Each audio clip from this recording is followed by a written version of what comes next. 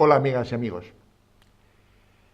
Hemos estado hablando en las diferentes lecciones sobre qué hace un centro universitario, cómo lo hace, cómo lo gestiona, la herramienta Unicud en diferentes aspectos, pero muchas veces hemos estado diciendo que además de hacer y de cómo hacer, hay que medir, porque solo desde la medición y desde la revisión de los resultados de esa medición podemos plantear mejoras, podemos plantear acciones de cambio que nos ayuden a mejorar. Bien, hoy vamos a hablar de indicadores. Una de las personas que mejor ha definido lo que es un sistema de gestión, tanto en lo personal como en lo organizacional, es Eduardo Chillida.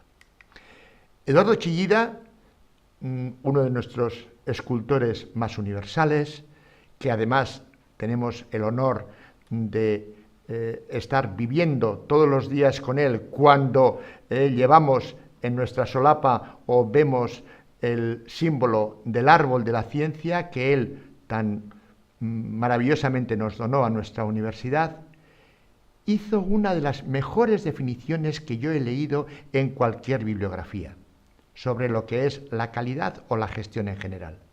Me mido todos los días, no para saber lo que mido, sino para saber lo que he crecido. Luego, por lo tanto, si un escultor nos dice que para evolucionar él se mide todos los días, pues evidentemente cualquier organización, si quiere evolucionar, tiene que hacerlo. Claro, para ello hay que definir indicadores, porque si no defino indicadores no puedo medir nada. Claro, la definición del indicador, ¿qué es? Bueno, un indicador es una expresión de carácter cualitativo o cuantitativo para medir resultados, resultados que hemos obtenido de cualquier actividad que hayamos realizado.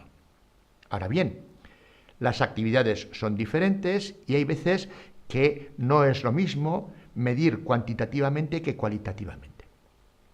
Hay diferentes formas de definir indicadores. Vamos a definir como dos grandes familias para que sepamos dónde nos movemos generalmente en el entorno de la gestión de un centro universitario. Bien, por una parte tenemos lo que denominamos indicadores de rendimiento. Los indicadores de rendimiento son los que miden directamente el desarrollo de las actividades que realizamos.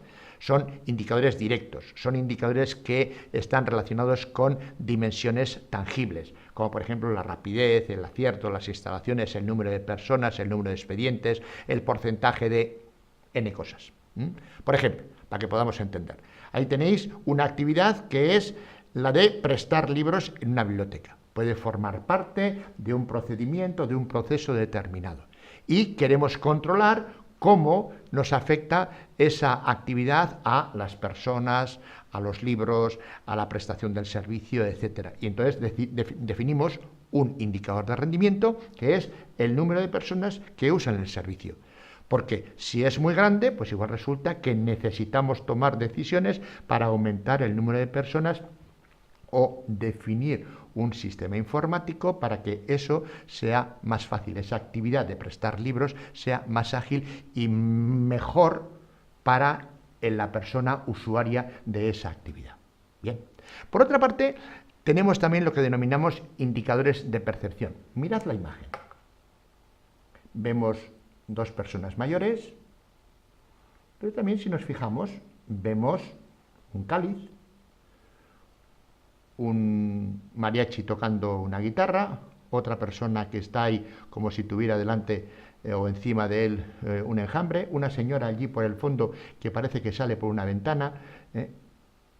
Los indicadores de percepción lo que intentan es medir de forma indirecta los resultados de una actividad, pero desde el punto de vista de las personas que usan la actividad y, por ejemplo, sobre temas de satisfacción, de comunicación, de trato. Es decir, en definitiva, intentan detectar dimensiones intangibles, rendimiento tangibles, percepción intangibles. Bien, un ejemplo de esto es, por ejemplo, cuando impartimos un curso de formación y pasan una encuesta, valoración global del profesorado, satisfacción con la persona docente que ha dado esa formación.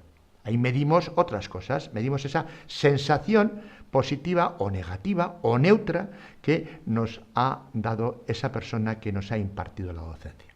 Bien, para definir los indicadores tenemos que tener en cuenta por lo menos estas 4 cosas.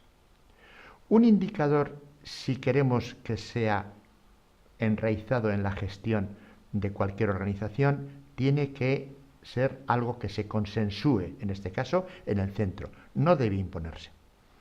Tenemos que saber lo que hacemos, tenemos que saber qué queremos medir, porque tenemos que tomar decisiones tras esa medida. Luego, por lo tanto, lo mejor es consensuar.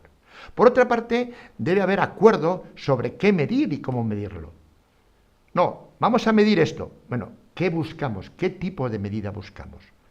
No es lo mismo una cosa que otra, porque, repito, vamos a tomar decisiones después en función de esa medida. Debemos asignar responsabilidades para la medición y el análisis. ¿Quién mide? ¿Cómo lo mide? ¿Cómo se analiza? ¿Quién lo analiza?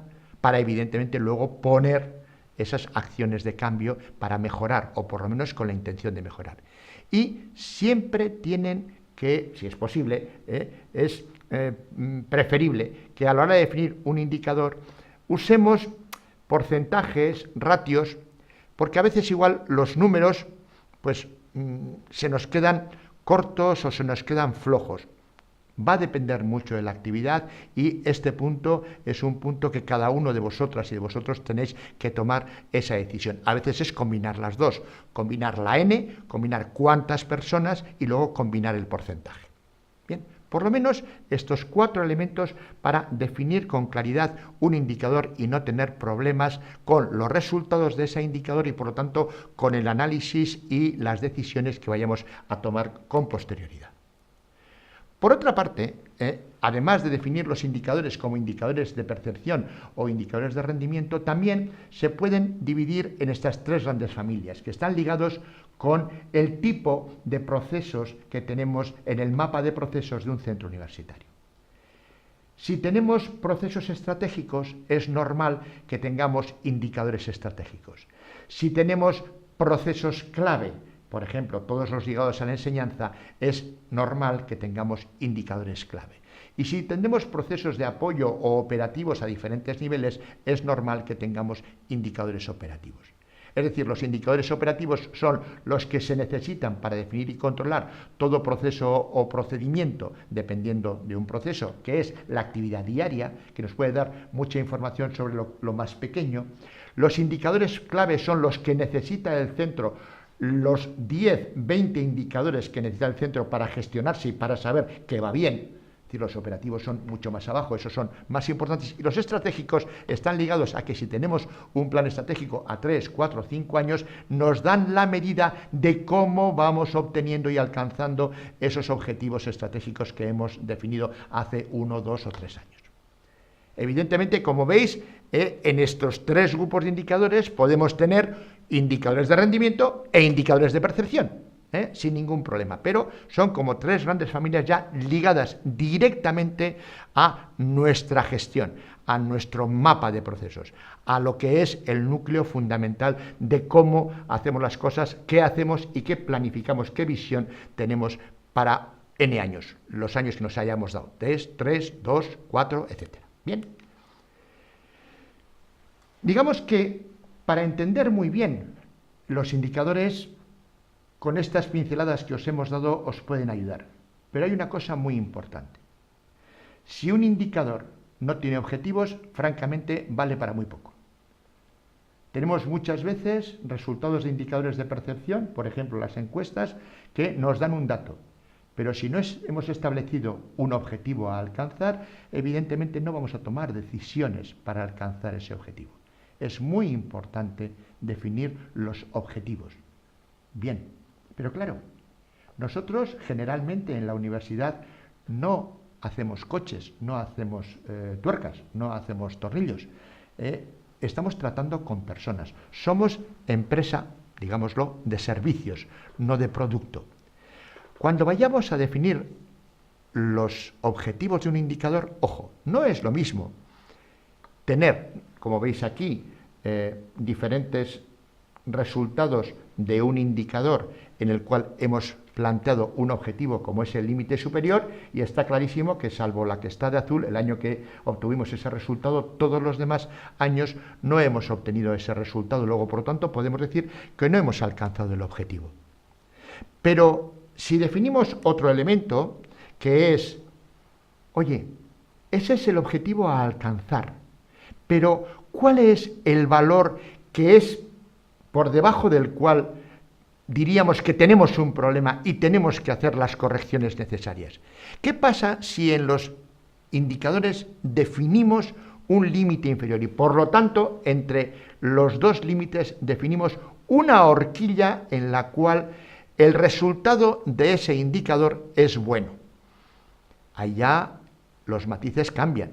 Allá, por ejemplo, en este caso, salvo el año que tuvimos rojo, los demás valores están dentro de esa horquilla. Claro, ¿qué significa poner un límite inferior?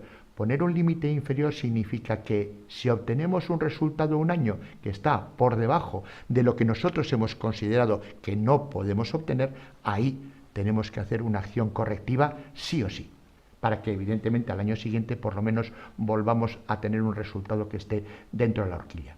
Por lo tanto, indicadores de rendimiento y percepción ligados a la estructura del mapa de procesos, operativo, clave y estratégico, y los objetivos en modo de horquilla para que podamos estar tranquilos, para que podamos tener el foco donde lo tenemos que tener, que es en el límite inferior. El objetivo superior, el límite superior, retante. El límite inferior, valor por debajo del cual no podemos obtener un resultado. Muchas gracias y ahora esperamos ver eso en Unicode.